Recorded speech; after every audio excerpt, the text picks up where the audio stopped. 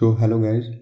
आज हम लोग करने वाले हैं story a streetcar name desire, जो लिखी गई है बाय टेंसे विलियम्स। वीडियो अच्छी लगे तो चैनल को लाइक शेयर एंड सब्सक्राइब जरूर करें। सो हमारी स्टोरी की मेन कैरेक्टर है ब्लैंचे डुबॉइस। ये एक स्कूल टीचर का काम करती हैं लॉरेल मिसिसिपी में।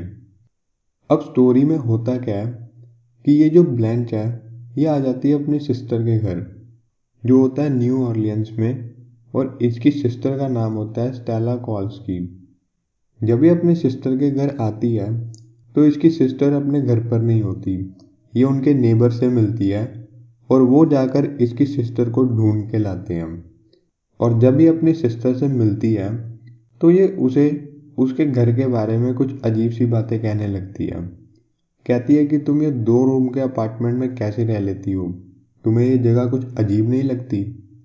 अब ये ऐसा इसलिए बोलती है क्योंकि इसका थोड़ा स्टेटस हाई होता है, ये बहुत हाई स्टेटस वाली लेडी होती है। लेकिन जो स्टेला होती है वो अपनी सिस्टर से कहती है कि ये इतनी भी बुरी जगह नहीं है, हम यहाँ आराम से अपना गुजारा कर लेते हैं। और फिर ब्लेन स्टेला से बोलती है कि अब मैं तुम्हारे साथ ही रहूँगी। मैं लॉरेल मिसिसिपी में अपनी टीचर की जॉब से बहुत ज़्यादा थक चुकी हूँ, अब मुझसे वो काम और नहीं होता।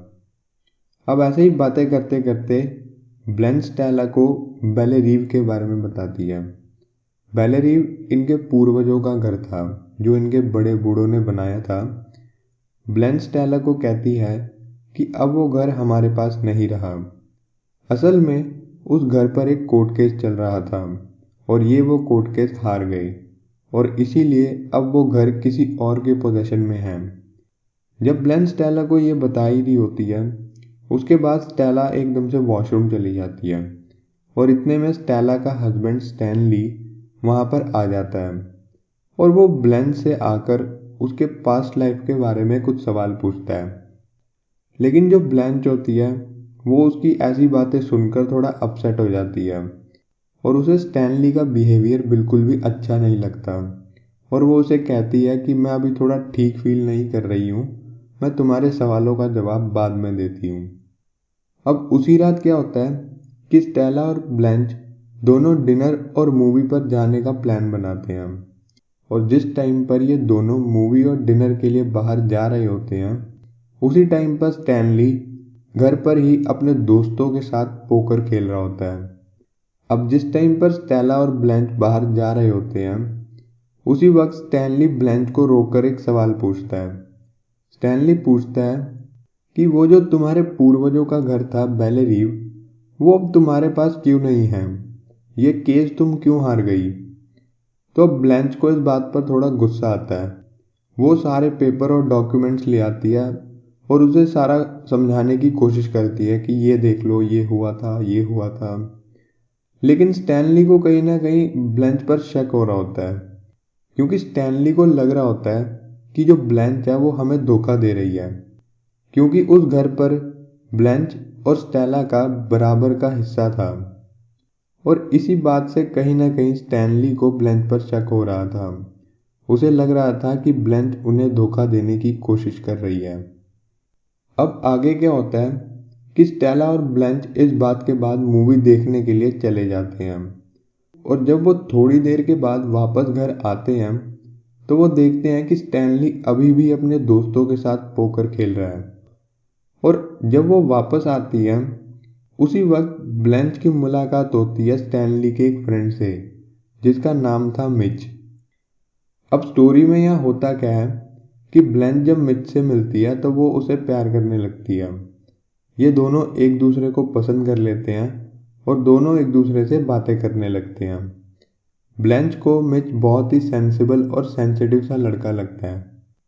अब ब्लेंच और मिच दूसरे रूम में आपस में बातें कर रहे होते हैं, लेकिन स्टैनली को बाहर बैठे ही गुस्सा आने लगता है, स्पेशली तब जब ब्लेंच रेडियो ऑन कर देती है। उस वक्त वो एकदम जानवरों जैसा बिहेव करता है। उसे इतना गुस्सा आ जाता है कि वो रेडियो उठाकर विंडो के बाहर ही फेंक देता है। और जब वो रेडियो को विंडो से बाहर फेंक रहा था तो स्टेला ने उसे रोकने की बहुत कोशिश की, लेकिन उसने उल्टा स्टेला को ही हिट कर दिया। और ये देखने के बाद उसके वहाँ बैठे बाकी दोस्तों ने उसे शांत कराने की थोड़ी कोशिश करी। अब इस सीन के बाद ब्लेंच स्टेला को लेकर ऊपर वाले फ्लोर पर चली गई और जब स्टैनली थोड़ा शांत हो गया तो उसने स्टेला को वापस अपने पास बुलाया और उसके बुलाने पर स्टेला भी उसके पास चली गई। अब ब्लेंच को स्टैनली का बिहेवियर बहुत ही ज़्यादा बुरा लगा।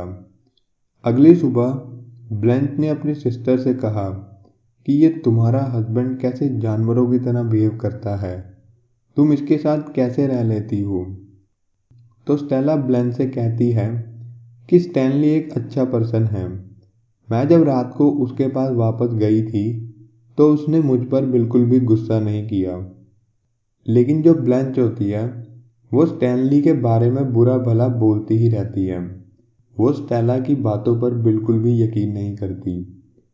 अब स्टोरी में यहाँ ट्विस्ट ये आता है कि जो स्टैनली होता है वो वहीं आसपास खड़ा ब्लेंच की ये सारी बातें सुन रहा होता है, लेकिन वो वहाँ बीच में आकर कुछ नहीं बोलता और सारी बातें सुनकर इग्नोर कर देता है। अब इसके बाद अगले सीन में क्या होता है कि ब्लेंच और मिच डेट पर जाने वाले होते हैं। तो ब्लेंच एक बहुत ही अच्छी सी ड्रेस पहनकर रेडी हो जाती है डेट पर जाने के लिए और वो स्टेला से कहती है कि मुझे लगता है कि मिच और मैं एक दूसरे के लिए ही बने हैं और मुझे उससे शादी भी करनी है। तो स्टेला कहती है हाँ, तुम एकदम ठीक कह रही हो। और स्टेला भी उसे बताती है कि मैं आज स्टैनली के साथ बाउलिंग खेलने के लिए जा रही हूँ। अब होता क्या है कि ब्लेंच रेडी होकर मिच का वेट कर रही होती है, लेकिन मिच के घर पर आने से पहले वहाँ पर एक पेपर बॉय आ जाता है। अब वो पेपर बॉय जैसे ही घर पर आता है तो ब्लेंच क्या करती है कि वो उस पेपर बॉय को किस करने लग जाती है, क्योंकि उस पेपर बॉय को देखते ही उसे अपने पुराने हस्बैंड की याद आ जाती है और वो कंट्रोल नहीं कर पाती। और ये सीन होने के बाद ब्लेंच जाती है मिच के साथ डेट पर और वो उसे अपने पास्ट के बारे में सब बताती है और वो साथ में ये भी कहती है कि वो स्टैनली को बिल्कुल भी पसंद नहीं करती, उसे स्टैनली का बिहेवियर बिल्कुल भी पसंद नहीं है। और वो अपने पास्ट के बारे में मिच को बताती है कि मेरी शादी हो चुकी है, मैंने एक यंग बॉय से 16 की उम्र में शादी कर ली थी, लेकिन वो पर्सन एक होमोसेक्सुअल निकला और एक दिन जब मैंने उसे किसी और के साथ पकड़ लिया था तो मैंने उसे बहुत बुरी तरह डांटा और उसने मेरी डांट से नाराज़ होकर सुसाइड कर लिया था। अब उसने मिच को अपने पास्ट के बारे में ऑलमोस्ट सब कुछ बता दिया। अब इस सीन के बाद क्या होता है कि कुछ दिन बाद मिड ऑफ सितंबर में ब्लेंच का बर्थडे आ जाता है। तो स्टेला उसके लिए एक छोटी सी पार्टी अरेंज करती है और उसके लिए केक बनाती है। लेकिन उसी दिन क्या होता है कि जो स्टैनली होता है वो घर पर आकर स्टेला से कहता है कि मैंने तुम्हारी सिस्टर ब्लेंच के पास्ट के बारे में काफ़ी कुछ पता कर लिया है। वो स्टेला से कहता है कि ब्लेंच ने लॉरेल मिसिसिपी में काफ़ी गलत काम किए हैं और इसी वजह से वो यहाँ पर भागकर आ गई है। स्टैनली स्टेला से कहता है कि उसके वहाँ पर लोगों के साथ गलत रिलेशन थे, उसके सोल्जर्स तक के साथ गलत रिलेशन थे, इसीलिए आर्मी ने उसे अपने एरिया में आने से बिल्कुल मना कर दिया था। और वो जो बोल रही थी कि मैं स्कूल के काम से काफ़ी स्ट्रेस्ड हूँ और तभी मैं यहाँ तुमसे मिलने आई हूँ, वो बात भी एक झूठ है। बल्कि वो स्कूल में भी एक अंडर एज स्टूडेंट के साथ अफेयर में थी, इसलिए उसे वहाँ से भी निकाल दिया गया है। अब स्टैनली ये सब बातें बताने के बाद स्टेला को कहता है कि तुम भी उससे थोड़ा दूर रहना। वो कहता है कि वो मिच को भी आज के आज ही ये सारी बातें बता देगा और वो बोलता है कि आज मिच यहाँ पर उससे मिलने के लिए भी नहीं आएगा। अब ब्लेंच जो होती है वो बर्थडे वाले दिन पूरा तैयार होकर मिच के बारे में सोच रही होती है। वो सोचती है कि मिच आज उसके बर्थडे वाले दिन पर उससे मिलने क्यों नहीं आया, लेकिन दरअसल ब्लेंच को इस बारे में कुछ नहीं पता होता कि स्टैनली ने उसके पास्ट के बारे में सब पता लगा लिया है और उसने आगे वो बात मिच को भी बता दी है, जिसकी वजह से वो उसके बर्थडे वाले दिन भी उससे मिलने के लिए नहीं आया।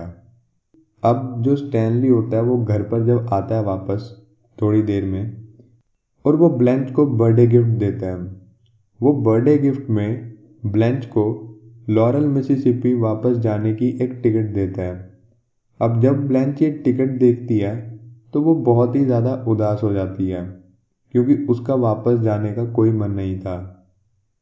अब स्टैनली ब्लैंच को वो टिकट देकर वहाँ से जा ही रहा होता है कि इतने में क्या होता है कि जो स्टेला है उसको एकदम से लेबर पेन शुरू हो जाता है, और स्टैनली उसे फटाफट लेकर हॉस्पिटल चला जाता है।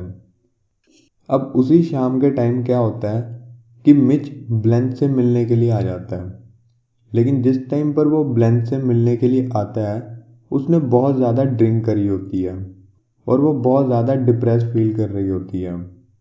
और अब जो मिच होता है वो वहाँ पर आकर जो बातें उसे स्टैनली ने बताई थी ब्लैंच के बारे में वो सारी उससे एक एक कर कर पूछने लगता है। वो उसे कन्फ्रंट करता है कि क्या तुमने ये सब किया था। और जब वो ऐसी बातें उसके सामने करने लगता है तो ब्लैंच शुरू शुरू में इन सारी बातों से इनकार कर देती है, लेकिन एट द एंड वो सब कुछ सच बोल देती है। वो कहती है कि मेरे हस्बैंड की डेथ के बाद मैं बहुत सारे स्ट्रेंजर्स के साथ रिलेशन में रही, क्योंकि मेरे पास और कोई ऑप्शन नहीं था। मैं बहुत ज़्यादा अकेला फील कर रही थी। अब जब ब्लैंच ये सारी बातें कन्फेस कर लेती है तो इसके बाद मिच उसके साथ सोने की कोशिश करता है, लेकिन जो ब्लैंच होती है वो एकदम मना कर देती है और वो उससे कहती है कि मुझे सिर्फ तुमसे मैरिज करनी है और कुछ नहीं। लेकिन जो मिच होता है वो इस बात के लिए मना कर देता है। वो कहता है कि तुम एकदम अच्छी लेडी नहीं हो। तो जो ब्लैंच होती है वो इस बात को सुनकर बहुत ज़्यादा गुस्से में आ जाती है, और उसके गुस्से में आने के बाद मिच वहाँ से चला जाता है। अब उसी रात क्या होता है कि जो स्टैनली है वो हॉस्पिटल से घर आ जाता है और वो देखता है कि जो ब्लैंच है वो घर पर अकेली बैठी है। तो वो उसे कहता है कि हमें कल सुबह बेबी का मुंह देखने के लिए मिल जाएगा। लेकिन जो ब्लैंच होती है वो उसके आसपास बहुत डरी डरी बैठी होती है, क्योंकि जो स्टैनली होता है वो एकदम से ब्लैंच को उसके पास्ट के बारे में एक एक कर कर सारी बातें बताने लगता है। वो उसे कन्फ्रंट करता है। अब ये सारी बातें सुनकर ब्लैंच उससे थोड़ा और डरने लगती है और वो उससे धीरे धीरे करते थोड़ा दूर जाने की कोशिश करती है। लेकिन जो स्टैनली होता है वो उसे पकड़ लेता है और उनकी आपस में एक छोटी सी फाइट होती है, और उस फाइट के बाद स्टैनली उसका रेप कर देता है। और इस सीन के 3 हफ्ते बाद ये होता है कि स्टेला ब्लैंच का बैग पैक कर रही होती है और वो लोग एक डॉक्टर का वेट कर रहे होते हैं जो उसे आकर स्टेट मेंटल इंस्टीट्यूशन लेकर जाने वाला होता है। स्टेला ब्लैंच की बातों पर बिल्कुल भी यकीन नहीं करती कि स्टैनली ने उसका रेप कर दिया है, और उस वक्त ब्लैंच ये सोच रही होती है कि शायद उसका कोई ओल्ड बॉयफ्रेंड उसे अभी लेने के लिए आने वाला है और उसके बाद वो दोनों यहाँ से किसी क्रूज पर दूर चले जाएंगे। लेकिन उस डॉक्टर का अटेंडेंट जब ब्लैंच के पास आता है तो ब्लैंच उसे पहचान नहीं पाती और वो वहाँ से भागने की कोशिश करती है। लेकिन स्टैनली और डॉक्टर का असिस्टेंट ब्लैंच को पकड़ लेते हैं। जब डॉक्टर उससे अच्छे से बात करता है तो वो उसके साथ जाने के लिए राज़ी हो जाती है। इस बात से हमें पता चलता है कि वो कितना डिप्रेस रहा करती थी। सो ये थी हमारी पूरी स्टोरी। आई होप आपको वीडियो अच्छी लगी होगी। वीडियो अच्छी लगे तो चैनल को लाइक शेयर एंड सब्सक्राइब ज़रूर करें। वीडियो देखने के लिए थैंक यू।